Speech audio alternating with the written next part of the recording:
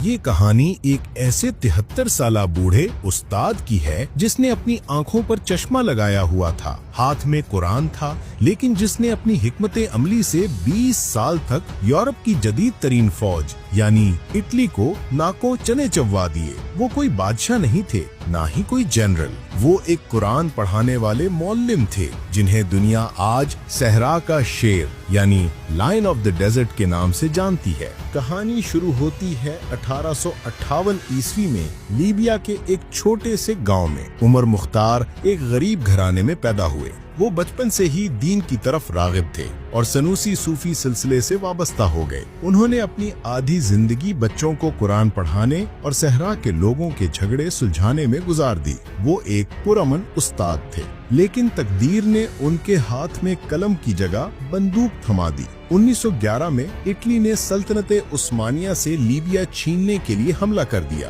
Italy کا خواب تھا کہ وہ پرانی رومن سلطنت کو زندہ کرے۔ ان کے پاس ٹینک تھے، ہوائی جہاز تھے جو دنیا میں پہلی بار جنگ میں استعمال ہو رہے تھے، اور مشین گنیں تھیں۔ دوسری طرف لیبیا کے لوگ تھے جن کے پاس صرف پرانی رائفلیں اور گھوڑے تھے۔ جب اطالوی فوجیں اتریں تو 53 سالہ عمر مختار نے مدرسہ چھوڑ دیا۔ انہوں نے کہا، ہم حملہ آوروں کے سامنے ہتھیار نہیں ڈالیں گے، ہم یا تو جیتیں گے یا شہید ہو جائیں گے۔ عمر مختار جانتے تھے کہ وہ کھلے میدان میں اٹلی کی جدید فوج کا مقابلہ نہیں کر سکتے، اسی لیے انہوں نے صحرا کو اپنا ہتھیار بنایا۔ وہ اپنے گھڑ سواروں کے ساتھ اچانک اطالوی قافلوں پر حملہ کرتے، سپلائی لائن کاٹ دیتے، اور اس سے پہلے کہ اطالوی اپنے ٹینک یا ہوائی جہاز استعمال کرتے، عمر مختار صحرا کے ٹیلوں میں غائب ہو جاتے۔ اطالوی فوجیوں کے لیے صحرا ایک جہنم تھا، لیکن عمر مختار کے لیے وہ ان کا گھر تھا۔ وہ راستوں، غاروں اور پانی کے چشموں کو اپنی ہتھیلی کی طرح جانتے تھے۔ 20 سال گزر گئے، اٹلی کی حکومتیں بدل گئیں، جرنیل بدل گئے، لیکن وہ اس بوڑھے استاد کو نہیں ہرا سکے۔ روم میں بیٹھا ڈکٹیٹر مسولینی غصے سے پاگل ہو رہا تھا۔ مسولینی نے فیصلہ کیا کہ اب بس بہت ہو گیا۔ اس نے 1930 میں اپنے سب سے ظالم جرنیل روڈولفو گرازیانی کو لیبیا بھیجا۔ اسے تاریخ میں قصاب یعنی دا بچر کہا جاتا ہے۔ گرازیانی نے آتے ہی سمجھ لیا کہ عمر مختار کو میدان جنگ میں نہیں ہرایا جا سکتا کیونکہ عوام ان کے ساتھ ہے۔ اس نے مصر اور لیبیا کی سرحد پر 300 کلومیٹر لمبی خاردار تاروں کی دیوار کھڑی کر دی تاکہ عمر مختار کو مصر سے ہتھیار اور راشن نہ مل سکے۔ اس نے لیبیا کے لاکھوں عام شہریوں کو ان کے گھروں سے زبردستی نکال کر ریگستان میں بنے کنسنٹریشن کیمپوں میں قید کر دیا تاکہ وہ عمر مختار کی مدد نہ کر سکیں۔ ان کیمپوں میں بھوک اور بیماری سے ہزاروں لوگ مرے۔ اس چال نے عمر مختار کی کمر توڑ دی۔ ان کے مجاہدین بھوکے مرنے لگے اور ہتھیار ختم ہونے لگے۔ اب عمر مختار 73 سال کے ہو چکے تھے۔ وہ بیمار بھی تھے لیکن گھوڑے کی زین سے نہیں اترے تھے۔ 11 ستمبر 1931 کو سلونا کی وادی میں اطالوی فوج نے انہیں گھیر لیا۔ ایک شدید جھڑپ ہوئی۔ عمر مختار کا گھوڑا گولی لگنے سے گر گیا اور وہ زمین پر آ رہے۔ ان کی اینک گر گئی اور وہ اپنی بندوق تک نہیں پہنچ سکے۔ اطالوی فوجیوں نے انہیں دبوچ لیا۔ پہلے تو فوجیوں کو یقین ہی نہیں آیا کہ یہ کمزور، بوڑھا اور زنجیروں میں جکڑا شخص وہی خوفناک شیر ہے جس نے 20 سال تک اٹلی کو نچایا۔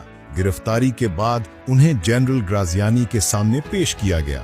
یہ تاریخ کا ایک مشہور منظر ہے۔ گرازیانی اپنی کرسی پر بیٹھا تھا اور عمر مختار زنجیروں میں کھڑے تھے۔ گرازیانی، تم نے اتنے سال اٹلی کی طاقتور حکومت سے جنگ کیوں کی؟ کیا تمہیں لگتا تھا کہ تم جیت جاؤ گے؟ عمر مختار، جنگ ہمارا فرض تھا اور فتح اللہ کے ہاتھ میں ہے۔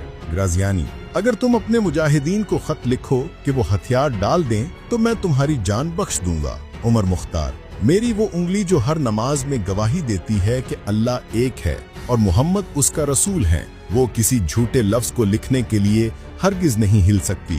گرازیانی نے غصے میں کہا، میں تمہیں پھانسی دوں گا۔ عمر مختار نے مسکرا کر کہا، میری عمر تمہاری عمر سے لمبی ہوگی، اور یہ سچ ثابت ہوا کیونکہ آج گرازیانی کو کوئی نہیں جانتا لیکن عمر مختار کا نام زندہ ہے۔ اٹلی چاہتا تھا کہ عمر مختار کی موت کو تماشا بنا کر لوگوں کو ڈرایا جائے، 16 सितंबर 1931 सलूक के मैदान में 20,000 कैदियों को जबरदस्ती इकट्ठा किया गया ताकि वो अपने लीडर को मरते देखें। जब 73 साला उमर मुख्तार को फांसी के चबूतरे की तरफ लाया गया तो उनके चेहरे पर कोई खौफ नहीं था। वो इत्मीनान से कुरान की आयत या अय्यतुहन नफ्सुल मुतमइन्ना की तिलावत कर रहे थे। जब फांसी का फंदा उनके गले में डाला गया तो उन्होंने आखिरी अल्फाज कहे, इन्ना लिल्लाहि व इन्ना इलैहि राजिऊन, यानी हम अल्लाह के हैं और उसी की तरफ लौटकर जाएंगे। जैसे ही उन्हें शहीद किया गया, इतालवियों ने सोचा कि मुजाहिमत खत्म हो जाएगी, लेकिन हुआ इसके बरक्स। उनके खून ने आज़ादी की ऐसी आग लगा दी कि आखिरकार इटली को लीबिया छोड़कर भागना पड़ा। उमर मुख्तार की कहानी हमें सिखाती है कि जंग हथियारों से नहीं, हौसले से लड़ी जाती है।